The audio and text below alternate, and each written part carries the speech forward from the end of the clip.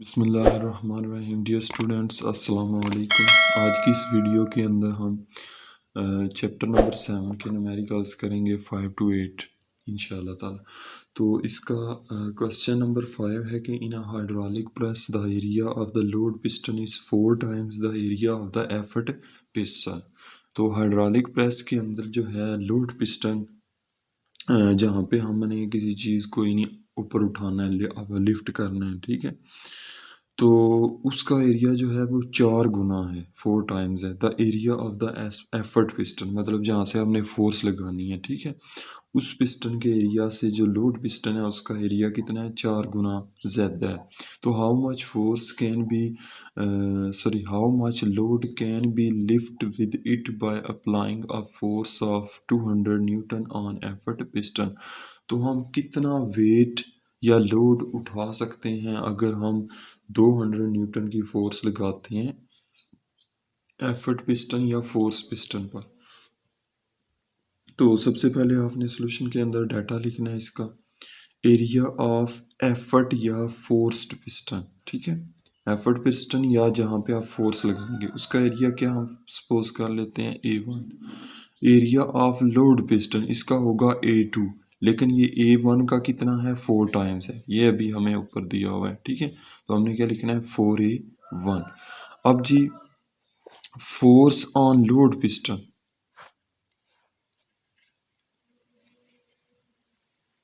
यहाँ पे सॉरी लिखना है a force on effort piston. Effort piston पे कितनी फोर्स है, तो वो कितनी है, उसका नाम होगा F1 और वो है 200 न्यूटन, ठीक है। जिस तरह एफर्ट पिस्टन है ना, उसी लिहाज से हमने चल फोर्स का भी, इसको हमने किया था A1, तो फोर्स को भी हमने F1 करना है ताकि एफर्ट पिस्टन वाली फोर्स और एरिया अलग शो हो और लोड पिस्टन वाला एरिया और फोर्स जो है वो अलग। तो फाइंड हमने क्या करना है, लोड फाइंड करना है, वेट फाइंड करना है, ठीक है। तो that is W calculations. Since pressure will remain same on both sides of the hydraulic press, ठीक है। अब पास्कल ने क्या कहा था कि जब भी आप किसी बंद चीज़ के अंदर प्रेशर लगाते हैं, ठीक है, माया या लिक्विड के ऊपर प्रेशर लगाते हैं तो वो प्रेशर तमाम साइड्स में एक जैसा अप्लाई होता है, ठीक है। तो उस फिर रूल के मुताबिक हाइड्रोलिक प्रेस के अंदर भी क्या होगा, दोनों साइड पे प्रेशर क्या होगा, सेम होगा। अगर प्रेशर सेम है तो हम लिख सकते हैं P1 is equal to P2। तो अब आपको पता है प्रेशर किसके इक्वल होता है, force per unit area F/A। तो यहाँ से P1 जो प्रेशर है वो कैसे लिखा जाएगा, P1 is equal to F1/A1 and P2 is equal to F2/A2। तो अब ये दोनों वैल्यूज़ को हम यहाँ पे लिखेंगे, यहाँ पे लगाएंगे तो ये फॉर्म कुछ यूँ बनेगी, F1/A1 is equal to F2/A2। तो यहाँ से हमने F2 फाइंड करना है, ठीक है। F2 असल में फोर्स है, ठीक है, और वो फोर्स बराबर होगी जो लोड या वेट हम ऊपर उठाएंगे, ठीक है। उस वेट या लोड के बराबर फोर्स लगेगी तो तभी वो चीज़ ऊपर उठेगी ना, ठीक है। तो F2 असल में वो वेट ही होगा, ठीक है। और आपने यही माइंड में रखना है कि हमने F2 को फाइंड करना है, F2 इज एक्चुअली वेट। तो A2 मल्टीप्लाई इस जो A2 था इसको हम इस साइड पे ले गए, इसलिए यहाँ पे ये मल्टीप्लाई हो गया, न्यूमरेटर में आ गया। तो A2 multiply F1/A1 is equal to F2। अब नेक्स्ट A2 हमें किसके इक्वल, किसके इक्वल हमें दिया हुआ था, 4A1। ये ऊपर हमने वैल्यू इसकी लिखी थी, ठीक है। तो A2 की जगह पे आपने लिखना है 4A1। तो यहाँ से तो A1 जो है वो कैंसिल हो जाएगा A1 से, तो 4 मल्टीप्लाई 200 बचेगा, दैट इज 800। तो 800 न्यूटन फोर्स F2 आएगी which is actually weight. So F2 is equal to W is equal to 800 newton. ये वेट या लोड एक ही चीज़ है, ठीक है। तो जो F1 फोर्स हम 200 न्यूटन की लगाएंगे वो क्या करेगी, वो 800 न्यूटन का लोड जो है वो वेट जो है वो ऊपर लिफ्ट करेगी, उठाएगी। सो फाइनली आपने लिखना है, so 200 newton effort force will lift a load or weight of 800 newton. I hope आपको ये न्यूमेरिकल क्लियर हो गया होगा। अब नेक्स्ट न्यूमेरिकल स्टूडेंट्स के an object is fully immersed in water. एक ऑब्जेक्ट है, जिस्म है, बॉडी है, उसको हमने पानी के अंदर फुली डिप किया हुआ है, इमर्स किया हुआ है, डुबोया हुआ है। The actual weight of the object is 300 Newton. यानी जो एक्चुअल वेट है, मतलब जो हवा के अंदर वेट है, वो कितना है? 300 Newton. Its weight becomes 250 Newton when immersed. तो जब हम उसको पानी के अंदर डालते हैं तो उस वक्त जो उसका वेट हमें नज़र आ रहा होता है वो कितना होता है? 250 न्यूटन होता है। और calculate the up thrust on the object के ऊपर हमने अप थ्रस्ट फोर्स फाइंड करनी है, ठीक है? वो कितनी उस पर लग रही है? उछाल की फोर्स, ठीक है? और दूसरा of the volume of the water displaced, और दूसरा कि जो वॉल्यूम डिस्प्लेस हुआ है, ठीक है? जब चीज़ हम फेंकते हैं तो जाहिर है पानी वो डिस्प्लेस होता है, यानी उसका लेवल आप आ जाता है। अगर हम एक कंटेनर या वेसल के अंदर कोई ऑब्जेक्ट डालेंगे तो क्या होगा? उस वाटर का लेवल ऊपर आ जाएगा, ठीक है? तो अब वो जो वाटर लेवल ऊपर आया वो असल में वाटर डिस्प्लेस हुआ है, ठीक है? तो उस वाटर का वॉल्यूम हमने फाइंड करना है। तो इसका सोल्यूशन है कि डब्ल्यू ए एयर, यानी डब्ल्यू एयर का मतलब क्या है कि हवा के अंदर वेट, ठीक है, इज इक्वल टू 300 न्यूटन। तो वो कितना है? 300 न्यूटन। और अपेरेंट वेट, यानी जब हम पानी के अंदर उसको इमर्स करते हैं तो उस वक्त जो उसका वेट मालूम होता है वो कितना है? 250 न्यूटन। और उसको आप कहेंगे अपेरेंट वेट, ठीक है? 250 न्यूटन जो हमें महसूस होता है, जाहिर होता है जब हम पानी के अंदर डुबोते हैं। तो फाइंड हमने क्या करना है? Number A, up thrust force is equal to U, ठीक है?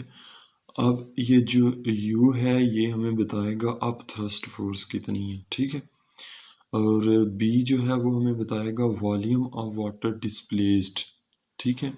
और इसको हम कैपिटल वी से डिनोट करते हैं। ये दो चीज़ें हमने फाइंड आउट करनी है। तो कैलकुलेशन स्टार्ट करते हैं। एज वी नो दैट जो वेट होता है किसी चीज़ का एयर में वो बराबर होता है apparent weight plus up thrust force.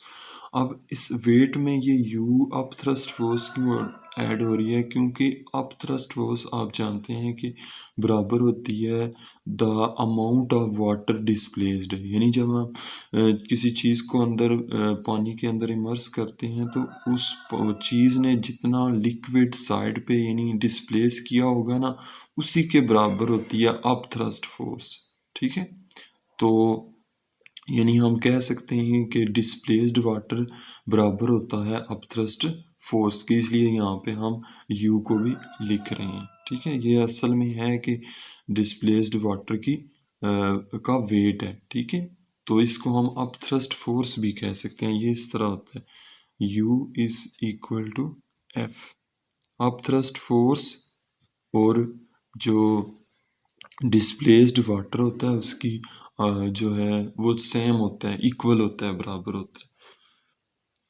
300 values put करेंगे is equal to 250 plus U.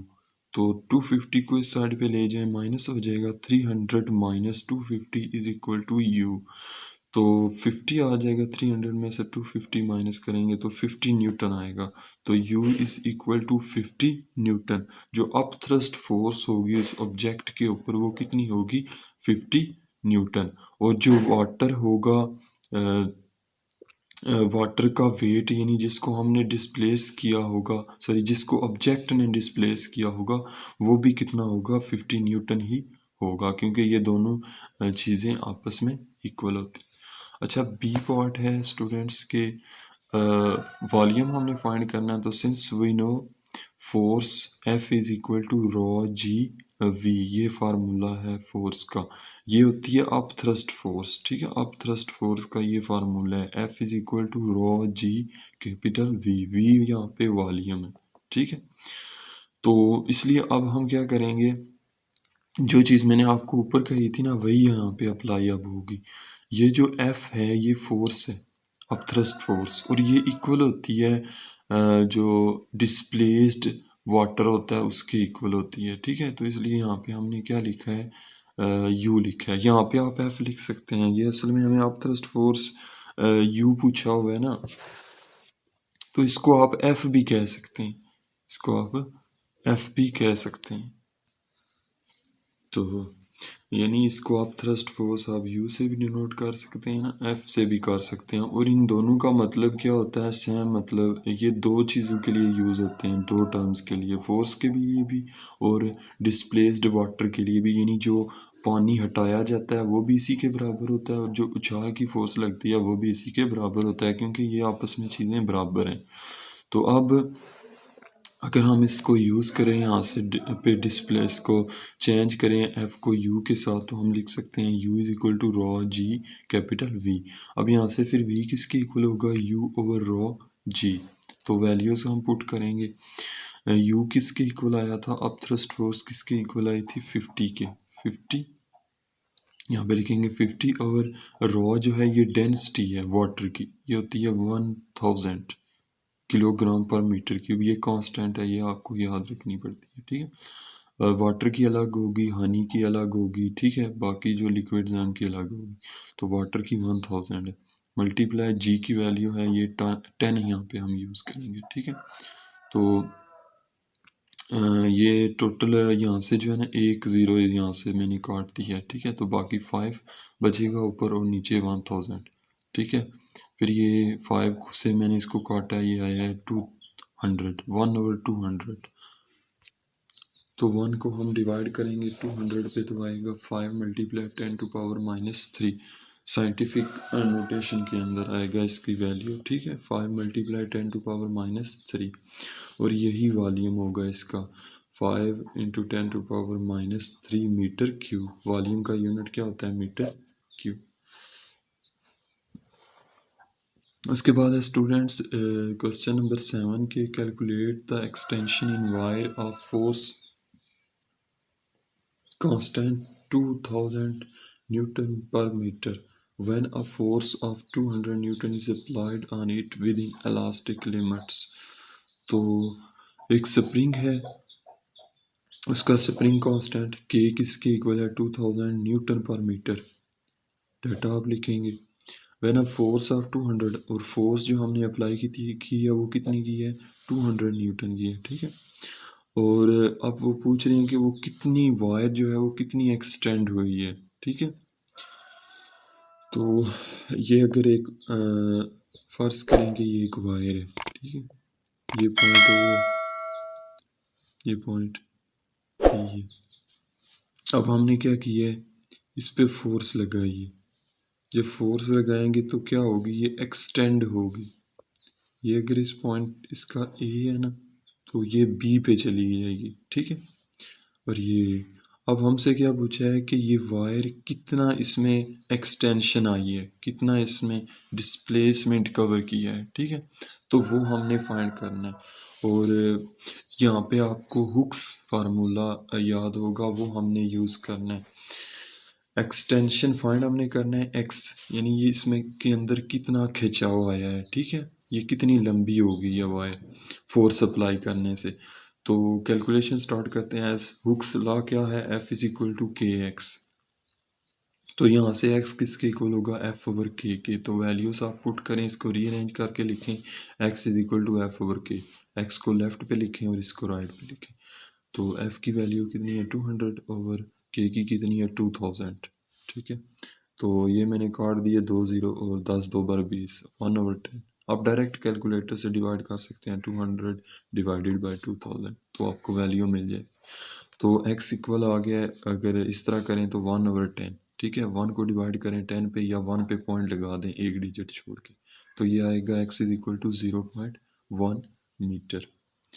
तो जो वायर है उसमें एक्सटेंशन कितनी आएगी, यानी यहाँ से ए तक जो ए से बी तक जो उसकी लेंथ में इंक्रीज आया है वो कितने का आया है, 0.1 का, ठीक है। x is equal to 0.1 metre. I hope आपको स्टूडेंट्स इन न्यूमेरिकल्स की समझ आ गई होगी। आज जो इस वीडियो का लास्ट न्यूमेरिकल है वो है N elastic wire of length 2 meter and cross sectional area 0.02 meter square is stretched 0.10 meter by a 300 Newton weight. Calculate the Young's modulus of the material. तो इसमें हमें पूछा गया है कि एक वायर है, उसको हमने इलास्टिक लिमिट के अंदर रहते ठीक है, रहते हुए उसको हमने, उसकी लेंथ कितनी है 200 मीटर, और एरिया ऑफ क्रॉस सेक्शन क्या होगा, ये उसके सिरे का एरिया है। ठीक है, ये अगर मेरे पास पेंसिल है ना, तो इसका ये जो गोल साइड है, सिरा एंड, ठीक है, तो इसका ये जो एरिया होता है ना, इसको कहते हैं एरिया ऑफ क्रॉस सेक्शन। ठीक है, और वो कितना है 0.2 मीटर स्क्वायर, और उसको खींचा गया है, स्ट्रेच किया गया है बाय आ 300 न्यूटन वेट, यानी एक 300 न्यूटन की फोर्स से उसको क्या किया गया है, खींचा गया है, और वो कितना उसको खींचा गया है 0.10 मीटर। तो calculate the Young's modal of the material, तो हमने उसका यंग्स मॉडल्स फाइंड करना है। तो स्टूडेंट्स यहाँ पे आपने इसका डाटा लिखना है, length of wire 2 metre, area of cross section 0.02 metre square, change in length यानी उसकी लंबाई के अंदर कितना इजाफा हुआ है 0.10 मीटर, और जो फोर्स हमने लगाई है इसको खींचने के लिए, स्ट्रेच करने के लिए, वो कितनी है, F is equal to 300 newton. तो फाइंड हमने क्या करना है, यंग्स मॉडुलर, और उसका साइन क्या है, y कैपिटल। तो कैलकुलेशन स्टार्ट करते हैं। फार्मूला क्या होता है, y is equal to F L over del L into A. तो सारी वैल्यूज़ हमें गिवन है, पुट करेंगे सिंपली, और इसको मल्टीप्लाई किया 2 से, तो ये आएगा 600 न्यूटन, सॉरी 600 ओवर, नीचे इन दोनों को मल्टीप्लाई करेंगे तो ये वैल्यू हमें मिलेगी 2 मल्टीप्लाई 10⁻³ तो अब नेक्स्ट स्टेप में क्या करेंगे, इसको 10⁻³ को न्यूमरेटर में ले जाएंगे ताकि ये प्लस हो जाए, और 600 को 2 से डिवाइड करेंगे तो ये हमें वैल्यू मिलेगी 300 मल्टीप्लाई 10⁻³ दैट इज़, अब इसको साइंसी तरकीब में ये वैल्यू आ गया, इसको भी साइंसी तरकीब में लेके जाएं। ठीक है, तो इसको हम पॉइंट लगाएंगे 3 और 0 के दरमियान, 3.0 मल्टीप्लाई, और जहाँ पे हमने यहाँ पे पॉइंट लगाया ना, तो इससे आगे डिजिट हम गिनेंगे लेफ़्ट टू राइट, तो ये 2 डिजिट है, तो हम लिखेंगे 10⁻³ मल्टीप्लाई 10⁻³, ये ऑलरेडी पहले का है। ठीक है, तो अब बेस सेम है, पावर्स ऐड हो जाएंगी, 2 + 3 5, तो यंग्स मॉडुलस के इक्वल आ जाएगा 3, ये 3.0 को आप 3 लिख सकते हैं। ठीक है, ये इक्वल टू 3 होता है, मल्टीप्लाई 10⁵ न्यूटन पर मीटर स्क्वायर, या पास्कल भी आप लिख सकते हैं। ठीक है, पास्कल भी लिखा जा सकता है, न्यूटन पर मीटर स्क्वायर भी लिखा जा सकता है। तो जो मटेरियल है वायर का, उसका यंग्स मॉडुलस कितना होगा, 3 मल्टीप्लाई 10⁵ न्यूटन पर मीटर स्क्वायर और पास्कल। तो ये था स्टूडेंट्स आज का लेक्चर, आई होप आपको ये क्लियर हो गया होगा, और फिर भी अगर आपका कोई क्वेश्चन है तो कमेंट बॉक्स के अंदर मस्ट पूछिएगा। तो मिलते हैं नेक्स्ट न्यू वीडियो में, टिल देन अल्लाह हाफिज़। और एक और बात, हमारे इस चैनल को लाजमी सब्सक्राइब करें, लाइक करें और शेयर करें। ठीक है, और अगर आपका कोई क्वेश्चन है तो लाजमी पूछें।